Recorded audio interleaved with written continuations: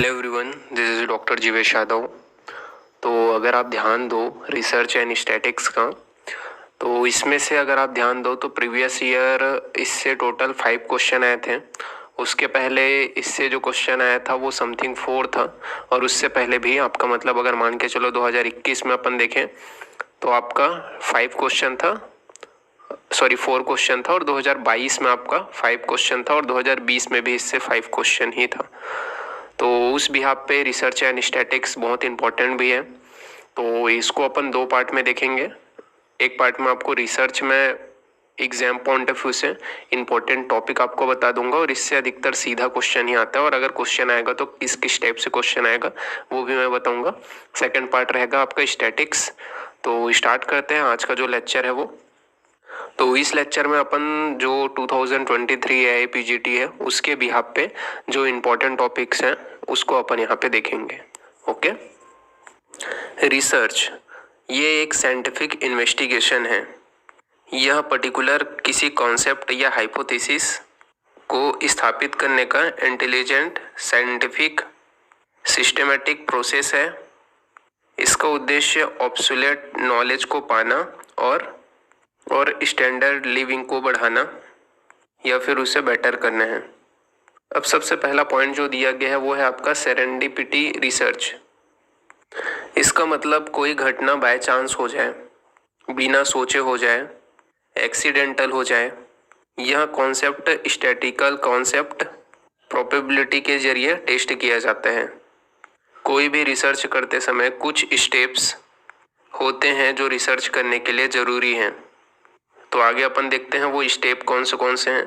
तो सबसे पहले रिसर्च प्रॉब्लम को सेलेक्ट करना इंपॉर्टेंट होते हैं। रिसर्च प्रॉब्लम मतलब हम किस वजह से रिसर्च कर रहे हैं। आपका रिसर्च प्रॉब्लम नॉलेज बढ़ाने वाला हो और पब्लिक पॉलिसी को प्रायोरिटी रख करके पब्लिक के लिए यूज़फुल हो। कुछ नया समझने के लिए रिसर्च को उस टॉपिक पर पहले हो चुके काम का सहारा लेना पड़ता है। उसे रिव्यू ऑफ लिटरेचर कहते हैं। यह जो है कोई आर्टिकल भी हो सकता है, थीसिस भी हो सकता है, वैदिक साध्य, इंटरनेट आदि भी हो सकते हैं। फिर तीसरा है फॉर्मुलेशन ऑफ हाइपोथेसिस। हाइपोथेसिस मतलब होता है कल्पना। यह एक टेंटेटिव अजम्पशन है जो लॉजिकल रिसर्च के स्ट्रक्चर को क्लियर करने का काम करते हैं। फिर आता है आपका रिसर्च प्रॉब्लम। तो रिसर्च से रिलेटेड जो प्रॉब्लम होंगे वो हो जाएंगे। फिर आपका ऑब्जेक्टिव। तो ऑब्जेक्टिव मतलब आप रिसर्च के दौरान जो भी आपको छोटी छोटी उपलब्धियां मिलेंगी वो आपके ऑब्जेक्टिव होंगे। ऑब्जेक्टिव ऐसा हो कि जो स्पेसिफाई करे कि आप रिसर्च में क्या करने वाले हो और कहाँ करोगे और किस वजह से करोगे। ये सभी चीज़ें ऑब्जेक्टिव्स में आता है। रिसर्च डिज़ाइन ये एक प्रकार का कंसेप्चुअल स्ट्रक्चर होता है जिसके ऊपर आपका रिसर्च होने वाला है। ये आपके कई प्रकार के हो सकते हैं, descriptive, observational, analytical, interventional, quantitative, qualitative. Descriptive में आपका कई प्रकार के आपका जो सर्वेस या फिर जो फैक्ट्स फाइंडिंग है वो आ जाएगी। ऑब्जर्वेशनल में आपका किसी का कोई ऑब्जर्वेशन रहा हो तो उसके ऊपर रिसर्च करना पड़ेगा। एनालिटिकल मतलब जो पहले से अवेलेबल जो फैक्ट्स हैं उसके ऊपर अपन रिसर्च करेंगे, मतलब एनालिसिस करेंगे। इंटरवेशनल रिसर्च जो है उसके अंतर्गत कुछ इंटरवेशनल जो स्टैंडर्ड्स जो होते हैं, मतलब जैसे कि उसका आउटकम क्या निकलता है आदि के ऊपर रिसर्च करना पड़ता है। सभी प्रकार के जो एक्सपेरिमेंट होते हैं वो आपके इंटरवेशनल रिसर्च में आते हैं। फिर अपन आगे बढ़ते हैं। तो नेक्स्ट यहाँ पे आप देखो सैंपल डिज़ाइन। सैंपल मतलब जो आपके रिसर्च के लिए जो वॉलंटियर्स या पेशेंट होते हैं जो हमारी स्टडी में आते हैं, जिसके ऊपर हम स्टडी करने वाले हैं, उसे अपन सैंपल कहते हैं। अब इन्हें का चुनाव कैसे किया जाता है, तो इसके 2 मेथड बताए गए हैं। एक होता है आपका रैंडम सैंपल मेथड और एक होता है आपका सिस्टमिक सैंपलिंग मेथड। नेक्स्ट जो पॉइंट है वो है आपका कलेक्शन ऑफ डाटा। तो आप वही है कि जो डाटा 2 टाइप से आप कलेक्ट कर सकते हो। जैसे कि आप जो है, एक तो आपका प्राइमरी डाटा होता है, एक आपका सेकेंडरी डाटा होता है। प्राइमरी डाटा मतलब जैसे कि अगर आप बात करो तो आप जो खुद जा करके आप क्वेश्चन करते हो तो आपका प्राइमरी डाटा होगा। सेकेंडरी डाटा मतलब जैसे कि आप किसी पहले से अखबार वगैरह हो गए या रिकॉर्ड्स हो गए, उनसे आप जो डाटा कलेक्ट करते हो सेकेंडरी डाटा हो गया। तो ये कलेक्शन ऑफ डाटा हो गया। फिर एनालिसिस ऑफ डाटा है, तो इसमें आपका दो टाइप का है। एक होता है आपका डिस्क्रिप्टिव एनालिसिस, जो डिस्ट्रीब्यूशन ऑफ डाटा सेट का एक आइडिया देते हैं। दूसरा होता है इंट्रेंशियल एनालिसिस। नेक्स्ट आपका है जो एनिमल जो होते हैं उनके ऊपर एक्सपेरिमेंट करते हुए कुछ इथिक्स होते हैं, उसको 3 आवर्स में डिवाइड किया जाता है। तो इसके ऊपर आपका क्वेश्चन आ सकता है कि एनिमल एक्सपेरिमेंटल इथिक्स में 3 आवर्स क्या होते हैं करके। तो आपको याद होना चाहिए 3 आवर्स का मतलब क्या होता है। तो ये 3 आवर्स आपको याद रखना है, रिडक्शन, रिफाइनमेंट एंड रिप्लेसमेंट। ये होता है आपका 3 आर। कोई भी आपका एनिमल है उसको एनिमल एथिक्स कमेटी के परमिशन के बिना रिसर्च के लिए यूज़ नहीं कर सकते। ये कमेटी एनिमल एंड उसके इंस्पेक्शन का, ये कमेटी एनिमल्स एंड उसके फैसिलिटीज़ का इंस्पेक्शन करती है। तो ये कमेटी जब इंस्पेक्शन कर लेती है तब जा कर के उस एनिमल का रिसर्च में प्रयोग किया जा सकता है। अब इस जो कमेटी होता है उसमें टोटल 4 पर्सन आपको मेनली दिखाई देंगे। एक होता है आपका वेटरनरी आदि का इंस्पेक्शन करती है। यह जो कमेटी होते हैं इसमें मेनली जो आपके 4 मेंबर हैं वो आपको देखने को मिलते हैं। एक आपका वेटरनरियल, दूसरा होता है एनिमल रिसर्चर, तीसरा होता है एनिमल वेलफेयर रिप्रेजेंटेटिव और होते हैं आपके independent representative. AEEC animal ethics committee, इनके पास नॉन एक्टिव या नॉन अप्रूवल जो एक्टिविटीज़ हैं उनको रोकने का भी पावर होता है। ह्यूमन सब्जेक्ट को लेकर के जितने भी रिसर्च होते हैं उसमें डिक्लेरेंसी ऑफ हेलसिंकी में जो इथिकल प्रिंसिपल वर्णन किए गए हैं उनको फॉलो करना ज़रूरी है। ये भी यहाँ पर से भी आपका एक इम्पॉर्टेंट क्वेश्चन बनता है डिक्लेरेशन ऑफ हेलसिंकी पर। क्वेश्चन क्या आएगा कि कोई भी ह्यूमन सब्जेक्ट पे जब अपन रिसर्च करते हैं तो जो इथिक्स फॉलो करते हैं वो किसके होते हैं, तो डिक्लेरेशन ऑफ हेलसिंकी के होते हैं। GCP का मतलब क्या होता है, तो गुड क्लिनिकल प्रैक्टिस या क्लिनिकल ट्रायल करने के लिए क्या होते हैं, ये एक इंटरनेशनल क्वालिटी स्टैंडर्ड। इसके अलावा आयुष की GCP गाइडलाइंस जो है जो आपका 2001 की CDSU डॉक्यूमेंट के ऊपर बेस्ड है। CDSU क्या होता है अभी आगे चल करके उसका फुल फॉर्म देखेंगे। GCP का जो उद्देश्य है वो मुख्य उद्देश्य ये है कि स्टडी जो है वो साइंटिफिकली ऑथेंटिक हो, तो जो आपका इन्वेस्टिगेशन है वो ऑथेंटिक हो। इसके अलावा इन्वेस्टिगेशन है प्रोडक्ट्स की क्लिनिकल प्रॉपर्टीज़ वो प्रॉपर डॉक्यूमेंटेड हो। कुछ ज़रूरी टर्म्स हैं जिसके बारे में जानकारी रखना थोड़ा ज़रूरी होता है। इसके बाद में आयुष GCP जो गाइडलाइंस हैं उसके अंतर्गत आप चीज़ों को देख सकते हो। तो इसमें कुछ इम्पॉर्टेंट टर्म्स हैं जिनसे क्वेश्चंस आपके आ चुके हैं, जैसे कि आपका एडवर्स इवेंट हो गया, एडवर्स ड्रग रिएक्शन हो गया फॉर GCP कंट्रोल। इसके अलावा सिंगल ब्लाइंड, इससे क्वेश्चन आपका आया हुआ था, अप्लाइड एस्पेक्ट में क्वेश्चन आया था कि सिंगल ब्लाइंड किसको बोलते हैं, इसको अपन स्टैटिक्स में और अच्छे समझेंगे। इसके अलावा डबल ब्लाइंड एक्सपेरिमेंट हो गया, केस रिपोर्ट फॉर, ये सभी चीज़ें आ जाती हैं।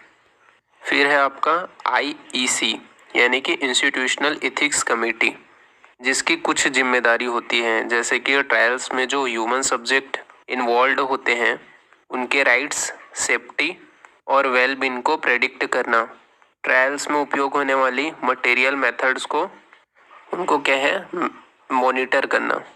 उसमें मैक्सिमम 12 से 15 सदस्य होते हैं, कम से कम 7 सदस्य होते ही हैं, जिसमें एक चेयरपर्सन, एक मेडिकल साइंटिस्ट, एक एक्सपीरियंस लॉयर या फिर जज और एक फिलोसोफर। इस कमेटी में कम से कम एक सदस्य इंस्टीट्यूट के बाहर का हो, एक सदस्य नॉन साइंटिफिक हो और एक क्लिनिशियन हो। फिर अपन ध्यान दें तो अपॉइंटमेंट का जो ड्यूरेशन होता है इसमें 2 या 3 साल का होते हैं। क्लिनिकल जो स्टडीज़ होते हैं वो हमेशा 4 फेज़ में होते हैं। Phase 1 human pharmacology, phase 2 therapeutic exploratory trial, phase 3 therapeutic confirmatory trial, phase 4 post marketing trial. तो यहाँ पे इसको आप थोड़ा सा डिटेलिंग से आप थोड़ा देख लेना, बिकॉज क्विक रिवीजन है तो अपन डिटेलिंग यहाँ पे नहीं पढ़ सकते, क्विक रिवीजन के हिसाब से यहाँ पे अपन देखेंगे। फिर आपका आगे आता है लिटरेरी रिसर्च। लिटरेरी मतलब अपन बात करें तो जो आपका शास्त्र होता है या साहित्य होता है उसको अपन कह सकते हैं, और उसके ऊपर रिसर्च करना। जो भी शास्त्र में या कुछ साल पहले किसी रिसर्च आर्टिकल में पढ़े हो उस पर रिसर्च करना। मैन्युस्क्रिप्टोलॉजी मतलब इतिहास या शास्त्र का हैंड रिटन डॉक्यूमेंट, जैसे कि अगर पहले के ज़माने में आप देखो तो जो पाम लीव्स हैं उसके ऊपर लिखा जाता था, मतलब ताड़ के पत्तों पर। मैन्युस्क्रिप्ट का कैटेलॉग 3 टाइप से बनाया जाता था, कार्ड टाइप, बुक टाइप या फिर आपका शीट फॉर्म में। इस तरीके से 3 तरीके से जो मैन्युस्क्रिप्ट का कैटलॉग बनाते थे वो इस प्रकार से 3 प्रकार से होता था। नेक्स्ट जो है वो है आपका डाटा माइनिंग टेक्निक। डाटा मतलब एम्पिरिकल रिसर्च करके जो एविडेंस, इंफॉर्मेशन, फैक्ट्स मिले हैं उन्हें डाटा कहेंगे। डाटा माइनिंग का अर्थ डाटा को एनालाइज कर उनको यूजफुल इंफॉर्मेशन में समराइज करना होता है। Data mining involves 6 tasks: classification, estimation, prediction, association rule, clustering, description and visualization. तो ये 6 टास्क हैं। फिर आगे बढ़ते हैं GMP, गुड मैन्युफैक्चरिंग प्रैक्टिसेस। ये ऐसे प्रोडक्ट्स हैं जो खाद्य पदार्थ हैं उनके निर्माण या दवा उत्पाद जो है उनके निर्माण के बिक्री एवं ऑथराइजेशन के लिए मेनली जो लाइसेंसिंग होता है उसको कंट्रोल करने वाली एजेंसियों द्वारा सुझाए गए दिशा निर्देश हैं। फार्मास्यूटिकल जो आपके मैन्युफैक्चरिंग में मेनली जो है मैंडेटरी है GMP। उसी तरीका का आपका GLP होता है, उसका फुल फॉर्म क्या है तो गुड लेबोरेटरी प्रैक्टिसेस। ये क्या है आपका सेट ऑफ प्रिंसिपल है जो इंश्योर करते हैं non laboratory quality and integrity को।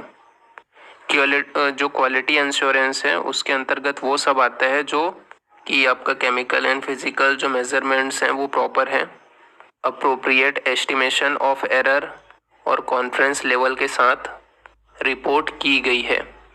इसमें यह भी देखा जाता है कि इसमें स्पेसिफिन या फिर सैंपल ओरिजिन के जो रिकॉर्ड हैं वो मेंटेन हैं कि नहीं। देन मिलावट या धोखेबाजी से बचने हेतु अलग अलग देशों ने फार्माकोपिया बनाए हैं जिसमें ड्रग्स का मोनोग्राफ होता है। मोनोग्राफ कई हर्बल ड्रग्स एंड उसके क्वालिटी स्टैंडर्ड को दर्शाता है। इसी प्रकार इंडिया में आयुर्वेदिक फार्माकोपिया ऑफ इंडिया बनाया गया है। Standards and quality parameters of the drug in API are set and fixed by pharmacopoeia laboratory of Indian medicine PLIM, Ghaziabad. This level was established in year 1970 as a drug testing laboratory at a national level for Indian medicine which include drugs of Ayurveda, Unani and Siddha system ASU। Then next आगे बढ़ते हैं। Pharmacovigilance एक scientific branch है जो patient को drug related harm से बचाने के लिए काम करती है। नेशनल फार्माकोविजिलेंस प्रोग्राम 2003 से central drug standards control organisation CDSCO के कंट्रोल में है। इंटेलेक्चुअल प्रॉपर्टी राइट IPR ये एक लीगल कॉन्सेप्ट है जो किसी काम या इजाद करने वाले को उसके क्रिएटिविटी का राइट दिलाती है। इंटरनेशनल लेवल पे ये WIPO world intellectual property organization द्वारा गमन की जाती है। IPR का एडवांटेज यह है कि यह ओनर या क्रिएटर को उसके क्रिएटिविटी का हक दिलाती है, लीगल प्रोटेक्शन दिलाती है, सोशो इकोनॉमी जो आपका इकोनॉमिकल डेवलपमेंट है उसमें मदद करती है। फिर नेक्स्ट अपन आगे बढ़ते हैं तो IPR कंसिस्ट ऑफ, तो इसके अंतर्गत क्या क्या रहता है। तो इंटेलेक्चुअल प्रॉपर्टी राइट में क्या क्या होते हैं। सबसे पहले होता है द पेटेंट एक्ट 1999, फिर सेकेंड है ट्रेडमार्क बिल, फिर तीसरा है कॉपीराइट एक्ट 1999, फिर आता है आपका द पेटेंट बिल, फिर बोला गया है स्टेप्स इन पेटेंटिंग। तो क्या क्या स्टेप्स होते हैं वो अपन देख लेते हैं।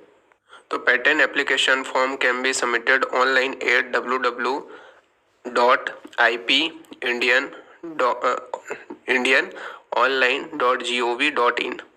Indian patent offices are located at Delhi, Kolkata, Mumbai and Chennai. To file a patent application, you will have to submit form first, form second, form 3 and form 5. Then form 9 optional है, then form 18. तो यहाँ पे मैं आप लोगों को इस notes का पासवर्ड भी रिवील कर देता हूँ। इस नोट्स का पासवर्ड है आपका, ये आपका रिसर्च एंड स्टैटिक्स है, तो RSM ये मेनली इस नोट्स का पासवर्ड रहेगा। कैपिटल में आपको टाइप करना है और ये PDF आपको ओपन हो जाएगा RSM। देन नेक्स्ट अपन आगे बढ़ते हैं। फिर आता है आपका पेटेंट का मतलब क्या होता है, तो जो देश के सरकार द्वारा ओनर को उसकी ओनरशिप देना, तो वही चीज लिखा हुआ है exclusive ownership right grant by country to owner of an invention issued by patent office of country for limited period of time. A patent law is property right and hence it can be gifted, inherited, assigned, sold or licensed. Patent granted in India can only be enforced in India. Okay, then next अपन आगे बढ़ते हैं। तो next है आपका TKDL मतलब traditional knowledge digital library. इसकी शुरुआत भारत में 2001 से शुरू की गई थी। इसमें सार्वजनिक रूप से उपलब्ध ट्रेडिशनल नॉलेज जैसे कि जो आपका आयुर्वेद, यूनानी, सिद्धा और योग से रिलेटेड है उनको उसको डिजिटलाइज्ड जो फॉर्मेट है उसमें उपलब्ध कराना, ये मेनली इसका काम होता है। और ये मेनली 5 लैंग्वेज में अवेलेबल होती है, English, German, French, Japanese and Spanish. TKRC traditional knowledge resource classification, ये इसका फुल फॉर्म याद रखना। इसके अलावा आपका NISCAIR इसका भी फुल फॉर्म याद रखना। तो national institute of science communication and information resource, तो नॉलेज के लिए इसको आपको याद रखना है क्योंकि अगर इससे क्वेश्चन आए तो आपको पता रहे। नाउ आगे बढ़ते हैं अपन। टॉक्सिसिटी टेस्ट, यह सब्सटेंस के ह्यूमन, एनिमल या हेल्थी इन्वायरमेंट पर होने वाली एडवर्स इफेक्ट के डाटा को जनरेट करते हैं। तो सबसे पहले आपका एक्यूट टॉक्सिसिटी जिसका सिंगल एक्सपोजर हो, तो इसके ऑब्जेक्टिव्स में क्या बताया गया है, to determine MTD maximum tolerated dose and non observable effect level, मतलब कुछ भी उसका असर ना हुआ हो। इसका ड्यूरेशन क्या बताया गया है, तो कुछ दिनों से लेकर के 2 हफ्तों तक हो सकता है। टेस्ट सिस्टम में 2 स्पेसिफिक रिक्वायर होती है, नाइस एंड रेट, 2 भी हो सकती है, मतलब मिनिमम 2 होती है, इससे भी ज़्यादा हो सकती है। डोज एडमिनिस्ट्रेशन ओरल, सबक्यूटेनियस भी दे सकते हैं, इंट्रावेनस भी दिया जा सकता है। ID इनहेलेशन, ये मेनली क्या है, डोज एडमिनिस्ट्रेशन बताया गया है। सब एक्यूट टॉक्सिसिटी मतलब 1 मंथ तक उसका एक्सपोजर होना, उसको क्या है सब एक्यूट टॉक्सिसिटी कहते हैं। आपका क्वेश्चन यहाँ पर से 2 टाइप से आ सकता है, जैसे कि सब एक्यूट में कितने मंथ का एक्सपोजर होता है करके आपका आ सकता है, तो आपको याद रखना है कि 1 मंथ का एक्सपोजर होता है करके।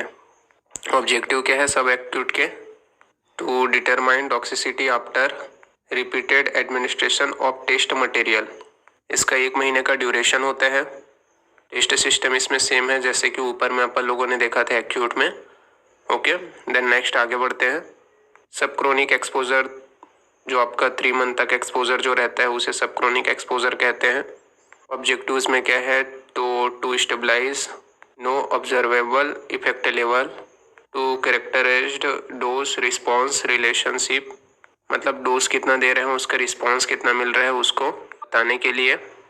To identify characterized specific organ affected, duration इसका 90 डेज का होता है। 3 मंथ का है तो टेस्ट सिस्टम के बारे में बात करें वो भी आपका सेम ही है पहले जैसा, डोज एडमिनिस्ट्रेशन भी लगभग सेम ही है। फिर है आपका क्रोनिक एक्सपोजर, तो 2 साल का एक्सपोजर होता है तो उसे क्या बोलते हैं, क्रोनिक एक्सपोजर कहते हैं। ऑब्जेक्टिव के बारे में बात करें तो to evaluate cumulative toxicity of chemical, assess carcinogenic potential. Duration rodents में 6 से 24 माह का और नॉन रोडेंस में 12 मंथ्स। टेस्ट सिस्टम इसके 2 स्पेसिफिक है, सेम जैसे हमने बाकी के पढ़े हैं। उसके बाद में आगे बढ़ते हैं तो बायोमेडिकल रिसर्च। बायोमेडिकल रिसर्च एक प्रोसेस है जो मार्केट में नए ड्रग लाने के लिए और ड्रग डिस्कवरी के जरिए प्रमुख ड्रग जो है उसको पहचानना। बायोमेडिकल रिसर्च का मतलब ये होता है कि ड्रग डिस्कवर के जरिए कोई नया ड्रग है तो उसको पहचानो और मार्केट में उसको लाना है। इसमें 2 टाइप से है, ड्रग डिस्कवर, ड्रग डेवलपमेंट। तो it's include pre clinical research, micro organism, animals होते हैं, एंड क्लिनिकल ट्रायल्स जो ह्यूमंस में होते हैं।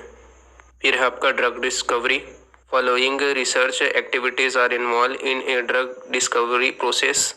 पहला क्या है, टारगेटेड आइडेंटिफिकेशन। उसके टाइप्स होते हैं, एक आपका सेलुलर या बायोकेमिकल होते हैं और दूसरा जीनोम बेस पे किया जाता है। इसके बाद में आपका टारगेट वैलिडेशन होते हैं, लेड आइडेंटिफिकेशन होता है, फिर लेड ऑप्टिमाइजेशन होता है और लास्ट में क्या होता है उसका ड्रग डेवलपमेंट होता है। फिर नेक्स्ट जो है वो है आपका क्लिनिकल ट्रायल्स के टाइप्स। तो इसमें आपका ट्रीटमेंट ट्रायल्स होते हैं, प्रिवेंशन ट्रायल्स होते हैं, डायग्नोस्टिक ट्रायल्स होते हैं, स्क्रीनिंग ट्रायल्स होते हैं। फिर क्लिनिकल ट्रायल्स के फेज़ कितने होते हैं तो इसको हमने पहले भी पढ़ा था। पहला फेज़ 0 ट्रायल, फिर फेज़ 1 में ह्यूमन फार्माकोलॉजी, फेज़ 2 में थेरापेटिक एक्सप्लोरेटरी ट्रायल्स, फेज़ 3 में थेरापेटिक कंफर्मेटरी ट्रायल्स, फेज़ 4 में पोस्ट मार्केटिंग ट्रायल्स। फिर है आपका CDSCO, इसका मतलब क्या है, central drug standard control organization. इसके अलावा आयुष गाइडलाइन जो रूल है 170। फिर पोर्टल में जो first page of web browser होता है वो MSRP, medical student research portal, जो मेडिकल स्टूडेंट्स के लिए रिसर्च अपॉर्चुनिटीज़ क्रिएट या प्रमोट करने के लिए होते हैं। पबमेड, ये फ्री रिसर्च इंजन है जो is a free resources that is developed and maintained by National Center for Biotechnology Information। तो NCBI ये याद रखना है, at US national library of medicine NLM located at national institute of health NIH। ये सभी चीज़ें हम लोगों ने पहले भी डिस्कस कर ली है। फिर धारा का फुल फॉर्म याद रखना, digital helpline for Ayurveda research article, ठीक है, तो ये आपको याद रखना है, इसका भी फुल फॉर्म। इसी प्रकार मेडलेंस ऑनलाइन, इसको आपको याद रखना है, compiled by US national library of medicine. Medline is freely available on the internet and searchable web PubMed. Then next आगे बढ़ते हैं, तो यहाँ पे आपका रेंडमाइजेशन। तो selection of sample without pre deciding, मतलब कोई भी सैंपल अपन जो है रिसर्च के लिए ले रहे हैं तो उसको बिना पहले डिसाइड किए हुए उसे रैंडम तरीके से उसको क्या है कलेक्ट करना, तो उसे अपन क्या बोलते हैं, रैंडमाइजेशन कहते हैं। इसके जो ट्रायल्स होते हैं वो रैंडमाइजेशन मतलब कंट्रोल जो कैटेगरी है उसके हिसाब से अलग अलग होते हैं। बेस्ड ऑन स्टडी डिज़ाइन में जो होते हैं वो आपका होता है parallel group, crossover, split body, cluster, factorial, based on outcome of interest. तो इंटरेस्ट में आपका एक्सप्लेनेटरी RCTs, फिर आपका प्रैग्मेटिक RCTs आ सकता है, तो ये सभी चीज़ें आती हैं। इसके बाद में अकॉर्डिंग टू हाइपोथेसिस, तो अकॉर्डिंग टू हाइपोथेसिस में सुपरएटरी ट्रायल हो जाएगा, जो आपका इन्फर्मेटरी ट्रायल्स हो जाएगा, तो नॉन इन्फर्मेटरी ट्रायल्स हो गया, इक्विवेलेंस ट्रायल हो गया, तो ऐसे कैटेगरीज किए गए हैं उसके। इसके बाद में है आपका ब्लैक बॉक्स डिज़ाइन। तो ये सबसे क्वेश्चन आते हैं और आपको आइडिया नहीं होता ये क्या होता है और क्या नहीं करके, तो ये सारे टर्म्स मैंने डाल दिए हैं ताकि आप इन सभी चीज़ों से परिचित रहें और इनसे क्वेश्चन आए तो आपको आइडिया हो जाए। ब्लैक बॉक्स डिज़ाइन क्या है, तो ये क्लिनिकल रिसर्च में एप्लीकेबल होते हैं as a model for system analysis. इसमें रिसर्च केवल इनपुट एंड आउटपुट ही देखता है, बाकी सब चीज़ को इग्नोर कर देता है। इसमें क्या इनपुट है क्या आउटपुट है और प्रोसेस को इग्नोर करते हैं। और ऐसा कुछ आपको दिखाई दिया तो आपको क्या है, ब्लैक बॉक्स डिज़ाइन में आपको डालना है। फिर आता है आपका इथेनोग्राफिक स्टडी। यह एक प्रकार का क्वालिटेटिव रिसर्च डिज़ाइन है जो कल्चरल फिनोमिना को एक्सप्लोर करता है। मतलब जो पीपल है उसके कल्चर को ग्राफिकल रेटिन में प्रेजेंट करता है। ये आपका क्या हो जाएगा, इथेनोग्राफिक स्टडी। ब्लेंडिंग, इसको मास्किंग भी कहेंगे, और इससे आपका क्वेश्चंस आ चुका है 2020 में। और ये क्या है, आपका क्लिनिकल ट्रायल को डिज़ाइन करने में बहुत महत्वपूर्ण फैक्टर है। ये एक प्रकार का स्टडी ग्रुप असाइनमेंट को हिडन रखने की प्रक्रिया है। इसमें बायस का जो रिस्क है वो कम होता है, यानी कि पक्षपात का जो रिस्क होता है वो कम हो जाता है। ये होगा वो होगा करके मैं टाइप्स से आपका क्वेश्चन आया था, आप लोगों को पता होगा। तो पहला होता है जीरो ब्लाइंड या ओपन ट्रायल, जिसमें आपका जो इन्वेस्टिगेटर और जो सब्जेक्ट दोनों ट्रीटमेंट से अवेयर होते हैं, क्योंकि इसमें दोनों को पता है चीज़ों के बारे में, इस वजह से इसे क्या बोलते हैं, जीरो ब्लाइंड बोलते हैं। सिंगल ब्लाइंड किसको बोलते हैं, सिर्फ इन्वेस्टिगेटर जानता है कि सब्जेक्ट क्या ट्रीटमेंट ले रहा है। डबल ब्लाइंड क्या है, इन्वेस्टिगेटर और सब्जेक्ट दोनों को पता नहीं होता, मतलब इसमें दोनों को पता नहीं होता, इस वजह से इसे क्या बोलते हैं, डबल ब्लाइंड कहते हैं। मॉनिटर कमेटी ट्रीटमेंट के डिस्ट्रीब्यूशन जानने के लिए आपका डबल ब्लाइंड स्टडी किया जाता है। ट्रिपल ब्लाइंड में क्या होता है, आपका तीनों को पता नहीं होता, कौन से तो सब्जेक्ट को और जो स्टडी कर रहे हो उसको, और आपका जो मॉनिटरिंग करते हैं तो मॉनिटरिंग वाले को भी पता नहीं होता। डबल ब्लाइंड में क्या होता है, मॉनिटरिंग वालों को पता रहता है, जबकि ट्रिपल ब्लाइंडिंग में तीनों को पता नहीं होता। और ये सभी कब ओपन होते हैं, तो रिजल्ट के टाइम में ओपन होते हैं। इसमें आपका क्वेश्चन जो आया था वो डबल ब्लाइंड पे आया था। वैसे रिसर्च स्टैटिक्स से इजी क्वेश्चंस ही आते हैं, कोई हार्ड क्वेश्चन नहीं आता है, बट फिर भी आप लोग कई चीज़ों को पढ़े नहीं होते हो, इस वजह से आपको थोड़ा सा टफ लगता है। बाकी जो इम्पोर्टेंट था मैंने यहाँ पे आप लोग को बता दिया है। ओके, ठीक है। तो ये आपका रिसर्च का जो मैंने आपका टॉपिक है वो कंप्लीट कर दिया। बाकी स्टैटिक्स का आपका अपन बाद में देखेंगे। Okay, thank you.